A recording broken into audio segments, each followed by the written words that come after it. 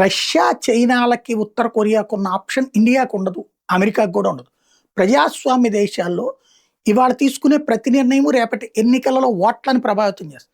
ఇప్పుడు for example హైదరాబాద్‌లో traffic violations సంబంధించి కొన్ని లక్షల చలాన్లు ఉంటాయి. కోట్లు ఉంటాయేమో. కోట్ల రూపాయల డబ్బులు రావాలి, లక్షల చలాన్లు ఉంటాయి. ఎందుకని దాన్ని కనబడ్డ వాహనాన్నిటి సీజ్ చేయట్లేదు? చేసేసే అధికారం ఉంది దాంట్లో. కానీ అలా చేస్తే ఓట్లు పోయేది ప్రభుత్వానికి. కాబట్టి ప్రభుత్వం అట్లా చెయ్యనివ్వదు. అలాగే ఏదైనా సరే ప్రజాస్వామ్య దేశంలో ఈవెన్ ఇప్పుడు ముస్లింలకు సంబంధించి రాళ్ళు ఇసురుతున్నప్పుడు వాళ్ళందరి మీద కాల్పులు జరపచ్చు. రాళ్ళు వేసేవాడిని, అందరి మీదనే కాదు, ముస్లింలు అందరి మీద కాదు, రాళ్ళు వేసేవాడిని. ఎందుకు కాల్పులు జరపరు?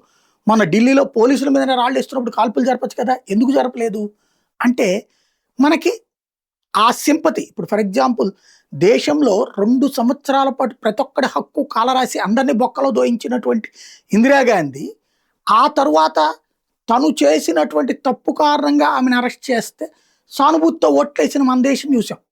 అక్కడైనా ట్రంప్కైనా అంతే, ఇండియాలోనైనా అంతే. ఈ సమస్య ఏంటంటే ఎవరి వల్ల కానటువంటిది ఆయా దేశాలు. ఇప్పుడు ఇల్హాన్ ఒమర్ని ఎంత దుర్మార్గురాలో అమెరికాకి వ్యతిరేకంగా చూశారు.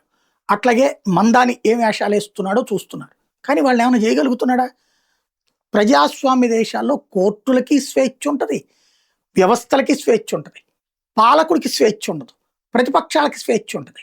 అదే నియంత దేశాల్లో రష్యానో, చైనానో, ఉత్తర కొరియాలో ప్రతిపక్షమే ఉండదు, మీడియా అసలు ఉండదు. కాబట్టి అక్కడ సాధ్యమయ్యేది ఇక్కడ సాధ్యం కాదు.